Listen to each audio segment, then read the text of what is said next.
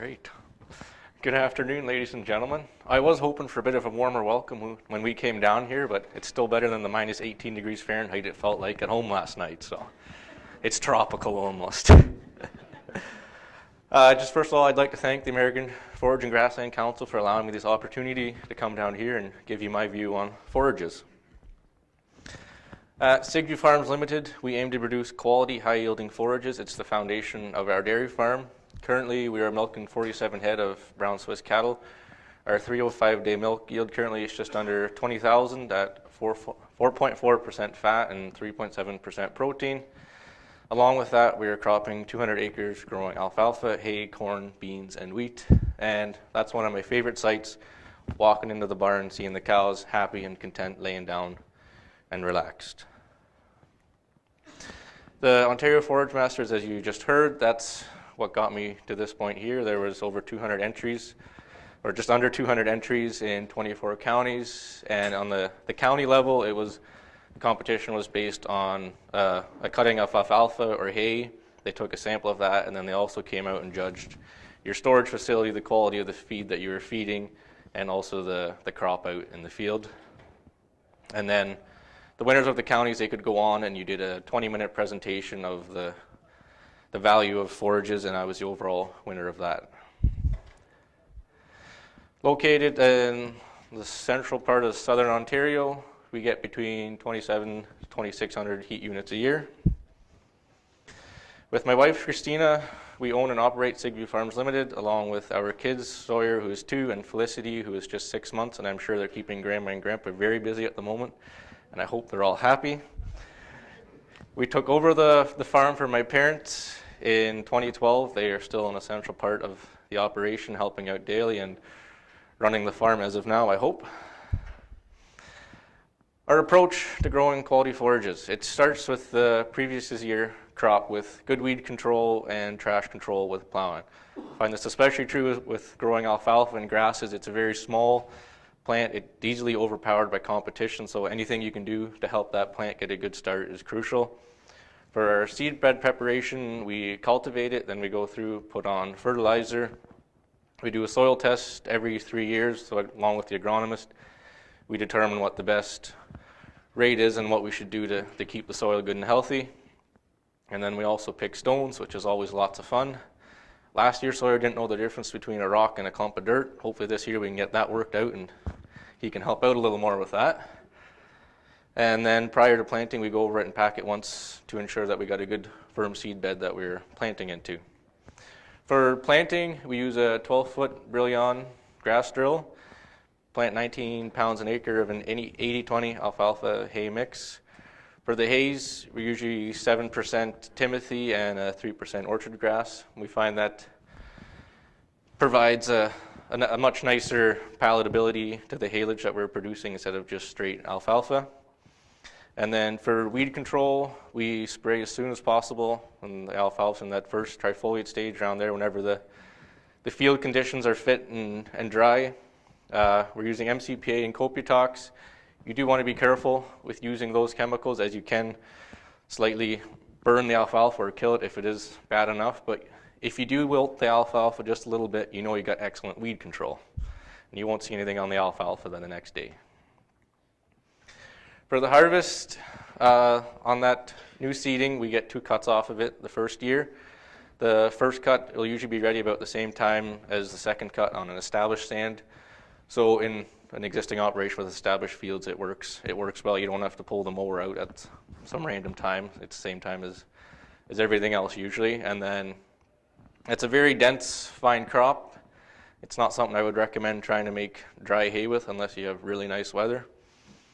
And then we put on a potash heavy fertilizer to give that second growth a good chance. And that second cut, it's usually the same time as the third cut on an established stand, and then we go on, put some liquid manure on and fertilizer if required. It was, when we, 5 years ago that we bought another farm, and before then we never did much for fertilizer. We had lots of manure, and then we found out we should do a little more soil testing in that. Since our manure was being spread out, we were falling behind a little bit. So the last couple of years we've been pushing the fertilizer a little bit to get caught back up to where we would like to be. Harvest continued. We aimed for top quality without sacrificing yield or plant health. Normally, we base the cutting off the alfalfa plant maturity. This spring was a little different. It was a very cool and wet spring, so the alfalfa didn't really mature too quick, but the grasses, they kept on maturing, so the orchard grass, it was getting very mature, and it was fully out in head, and I didn't want that to get any mature, so the window of opportunity was there to cut it, so we did. It was a little early on my liking for the alfalfa, but it worked out fairly well. On the established stands, we get 3 cuts a year. For 3 years, we keep that stand, and then we'll plow it down or go through with a ripper or something and plant corn the next year. The last 2 years now, I've been trying to get away from the moldboard plowing into something a little more efficient, a little more environmentally friendly. And we've used it's a KC Colotil. It's a ripper with basically a straight shank and just a small V at the bottom. So all you're doing is you're just basically lifting that soil straight up. You're not incorporating any soil or any trash.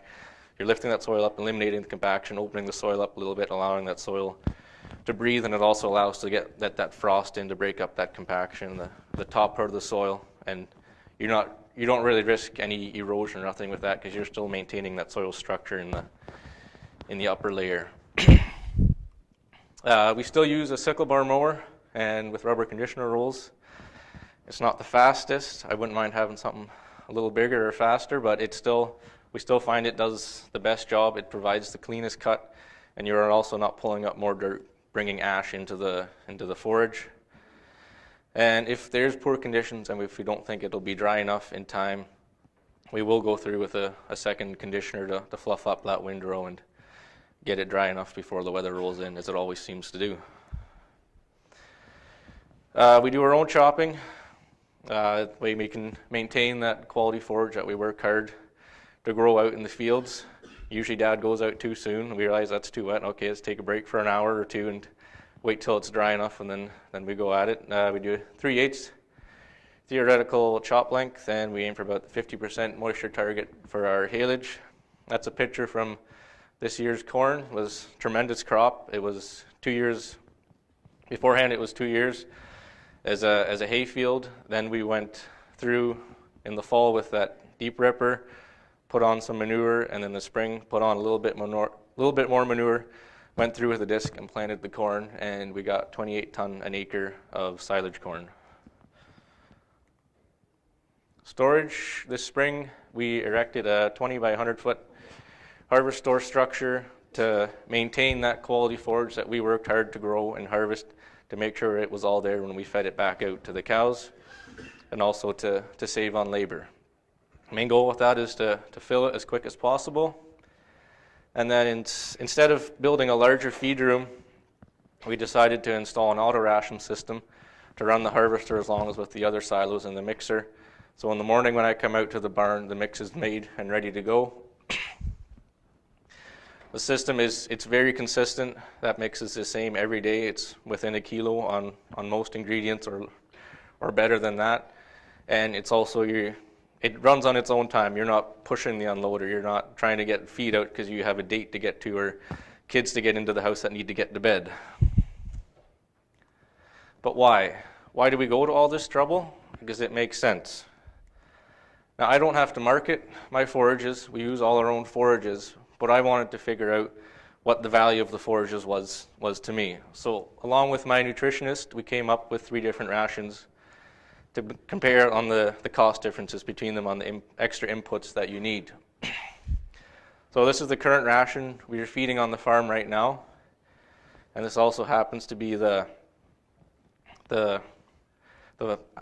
that helped me to win the Ontario Forage Masters, and that was 20.25% crude protein and 151 relative feed value. And for the ration to balance required an additional 2.4 kilos of soy meal to give us a ration average of 17.5% protein. Second ration, we used a haylage at 14.41 crude protein and 99 relative feed value. For this ration to balance required 4.3 kilos of soy meal to give us a ration average of 17.7. The total average for the protein for the ration, they are slightly different. It's nutritionist knows why that is. I don't know. That's just the way that worked out to get the ration to balance. And then the third ration, I wanted to see how a ration with more corn silage is compared to ours. Like currently we're feeding 80% haylage, 20% corn silage, which is a bit against the trend. So with 60% corn silage, you required 4.1 kilos of soy meal to give you the ration average of 17.3. So how does all that compare? So I used $500 per ton for the soy meal and $200 per ton for the corn. That's in Canadian dollars, and that's roughly delivered to the farm, so it maybe is a little bit more expensive than what you would see traded, but there's also delivery charges on there for those products. So for the first ration with 80% haylage, the total cost per head per day on the soy and the corn inputs was $2.88. On the second ration, $4.05, and on the third ration, $3.25. Now, a few dollars doesn't sound like much per head per day when you look at it like that. So if we compare that on a 100-cow herd over a month, the numbers get a little bigger. So on the first ration, total inputs for those two costs, $8,600. For the second ration, just over $12,000, and for the third ration, just under $10,000.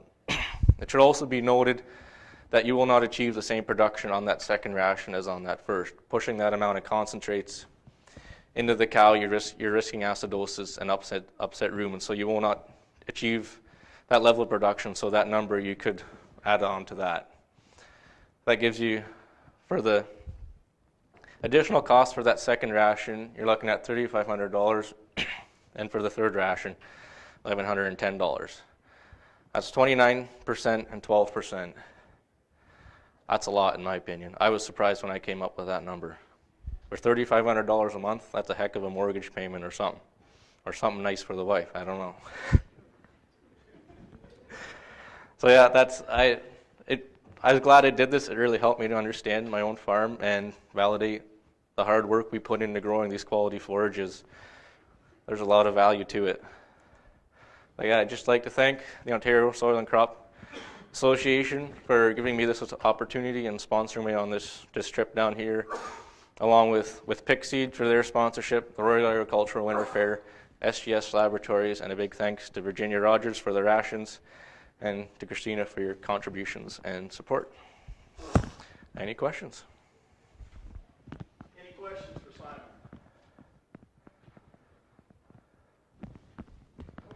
Total cost of the bottom right of the bottom screen, I could see that.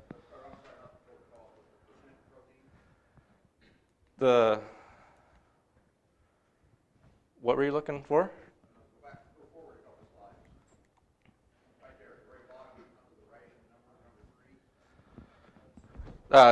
3. It's a 60% corn silage. Okay. Same haylage as the first ration. Yep. Interested in that second conditioning that you do to the alfalfa. When and how do you do that? Is it going to rain tomorrow? Separate conditioner to do that? Yeah, it's a separate conditioner. All it does is condition it. So even a lot of the time we'll do, because not everything dries at the same time. You got to start on the outside of the field. So we'll cut in the morning, and then usually the next day, just as the dew's coming off, we'll even just run around and do the 4 outside rounds just to fluff up that windrow and condition it a little bit more to speed up that drying process so that we can get going with the harvester. Based on these numbers, are you going to try to shift more to the first ration to get more alfalfa grass mix as a percentage of what you put up?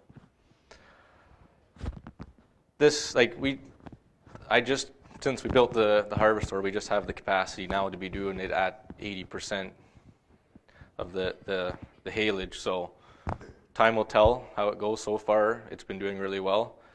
There was a few tests. We did the corn silage. We did it closer to a shreddage type corn silage too, so that helped too. And with the auto ration, that probably helped. But we did have several tests where the fat was at 5% and protein was at 4% on the milk. So it seems to be working. Do you have in your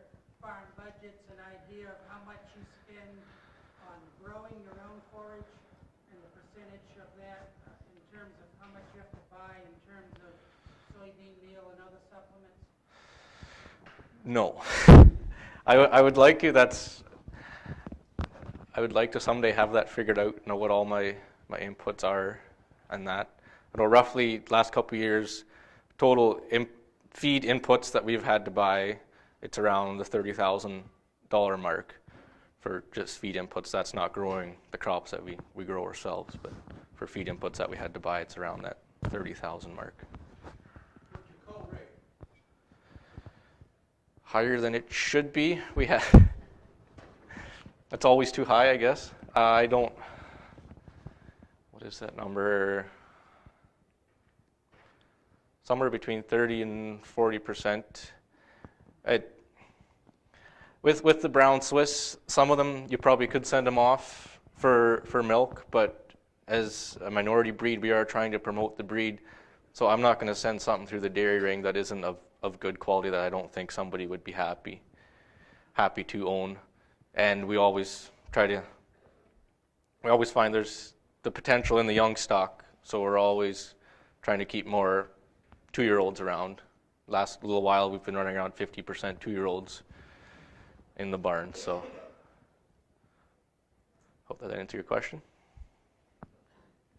What's the potential of the quota system in Canada going? What's your feeling of what's going to happen? Where's that going to go? I think it's sticking around. Everybody's fairly happy with it. Most of the people are. There's the skeptics, but time and time again it shows its strength that our farms we don't receive any subsidies. There's no subsidies that we get from the government. It's all a self-sufficient industry.